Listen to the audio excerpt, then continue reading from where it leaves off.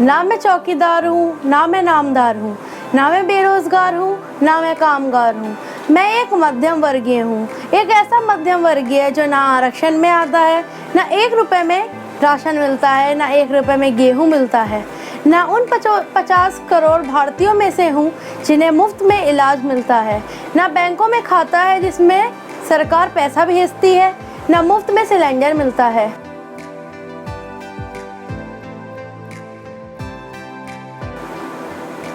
मैं उन भारतीयों में से हूँ जिन्हें मध्यम वर्गीय कहते हैं।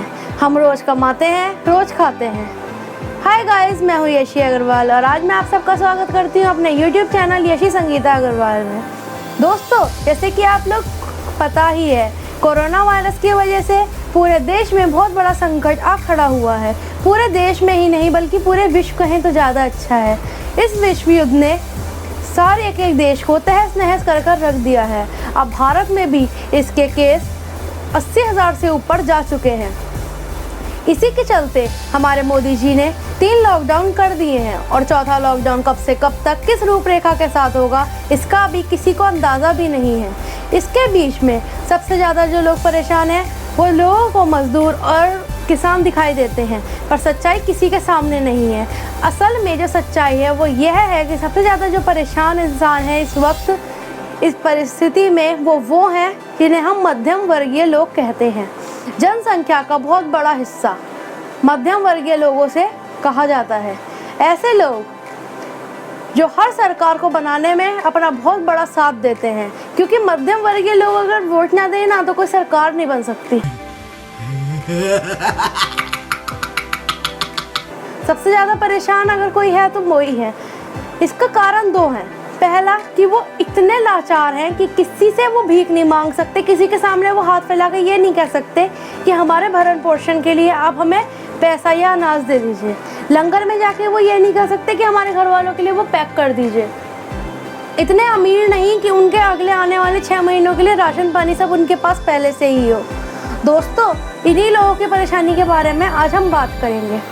सबसे बड़ी बात यह है कि मध्यम वर्गीय लोगों को आगे आने वाले कुछ समय में जैसे ही हमारा लॉकडाउन ख़त्म होता है उसकी टेंशन ज़्यादा है कि कोरोना वायरस से भले ही बच जाए पर भूखमरी या लाचारी से भले ही मर जाएंगे।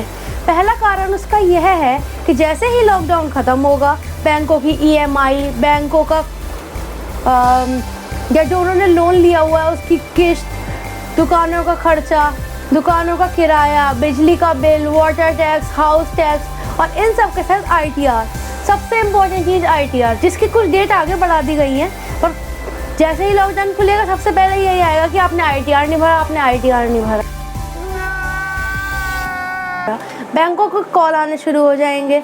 हर चीज़ उन लोगों को समय पर चाहिए, पर कोई ये परेशानी नहीं देखेगा कि जब उन लोगों की दुकान बंद है, जो लोग रोजगार करते हैं, जो लोग छोटे छोटे काम करते हैं, तो वो लोग कहाँ से पैसा देंगे उन्हें भी।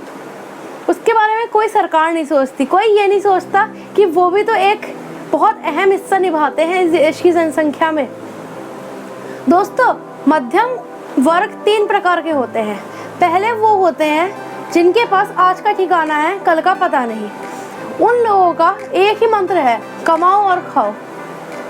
उनके पास ना तो इतना पैसा है कि वो कुछ काम कर सकते हैं, अपना नया रोजगार शुरू कर सकते हैं, ना वो सरकार से लोन लेके काम कर सकते हैं, क्योंकि उनका एक जमा जमाया बिजनेस है जिसको उन्हें आगे बढ़ाना है जैसे ही ये लॉकडाउन ख़त्म होता है। उनके पास गवर्नमेंट नौकरी नहीं है कि घर पे सैलरी आ जा रही है। Oh my God! Wow! दूसरा बात, उन पे कोई खेत खलियान नहीं है कि उसी से भरण पोषण हो जाए, उनकी मिट्टी उनको खाना दे दे, ये सब ऐसा कुछ नहीं है उन पर। दूसरे वो लोग आते हैं जिनके पास इतनी कैपेसिटी है कि वो अगले 1 हफ्ते 10 दिन का काम चला सकते हैं। बस परेशानी यहाँ पर यह है कि 60 दिन होने को आ गए लॉकडाउन में। क्या करेंगे वो लोग? फिर दूसरे के सामने हाथ फैला के कहेंगे कि भाई साहब हमें लोन दे दीजिए, हमारे बच्चे का भरण पोषण नहीं हो पा रहा। कोई लोन भी नहीं दे रहा है इस वक्त, क्योंकि सबको पता है कि सबके कारोबार बंद है। पहले वो अपने परिवार के बारे में सोचेगा ना। तीसरे वो लोग आते हैं जो सभ्य हैं, कैपेबल हैं, उनके पास एबिलिटी है कि वो अपनी भी मदद कर सकते हैं, साथ में दूसरों की भी मदद कर सकते हैं। ऐसे लोग हैं जो किट बनवा के बांट रहे हैं, सरकारी नहीं, नॉर्मल मिडिल क्लास की बात कर रही हूँ दोस्तों मैं। बहुत सारे ऐसे लोग हैं जैसे गुरुद्वारा बाबा साहिब में सब लोग आगे बढ़ के मदद कर रहे हैं, छोटे छोटे टुकड़ों में काम कर रहे हैं। तो दोस्तों आपको नहीं लगता कि सबसे ज़्यादा ज़रूरत इस वक्त मध्यम वर्ग के लोगों को है? हमें उनके लिए कुछ कदम उठाना चाहिए। सरकार को उन लोगों के बारे में भी कुछ सोचना चाहिए, क्योंकि वोट बैंक जो बनता है ना 90% उसमें से मध्य वर्गीय, 8% गरीब और 2% अमीर है हमारी 130 करोड़ की। दोस्तों एक यही कारण है जिसके कारण सूरत के एक विशिष्ट व्यापारी ने व्यापारी को एक पंछी से कंपेयर करके ये बताया कि वो पंछी की तरह सोच रहा है कि खुले आसमान में उड़ेगा, पर वो ये भूल गया है कि ऊपर लटकी रस्सी अब उसके पैरों में आ जमी है, कि ऊपर लटकी रस्सी उसके पैरों में आ जमी है। किस फॉर्म में? दोस्तों बिजली का बिल, राशन का बिल, जो उसने कर्जा लिया है उसका बिल, बैंकों की EMI, ITR, ये मजदूरों के पैसे जो उनके यहाँ काम करते हैं उनके पैसे, उनकी वो सैलरी नहीं काट सकता। खुद नहीं है उस पर वो किसी की सैलरी नहीं काट सकता, क्योंकि उसका दिल भी बहुत कोमल होता है। इसकी जब रस्सियाँ उसके पैरों में आ पड़ेंगी तो दोस्तों क्या सोचेंगे आप? वो ऐसी जगह फंस जाएगा कि ना वो उड़ सकता ना वो आगे बढ़ सकता। परेशान हो गए हम लोग 2.5 साल से, ये भी परेशान हो गए, हम भी परेशान हो गए, करो फिर। दोस्तों अब तो सरकार से बस यही अपील है कि इस ओर भी ध्यान दें, मध्यम वर्गीय के लिए भी कुछ ना कुछ करें, और जो लोग सर्विस भी करते हैं मध्यम वर्गीय लोग, उनकी भी जो सैलरी है वो 40% टैक्स काट कर आ रही है। बताइए क्या होगा उन लोग। दोस्तों उम्मीद करती हूँ आप समझ गए होंगे मेरा तात्पर्य, मेरी जो भी गलती है आप मुझे कृपया बताने की कोशिश करें, और अगर आपको वीडियो पसंद आता है तो इसे लाइक और सब्सक्राइब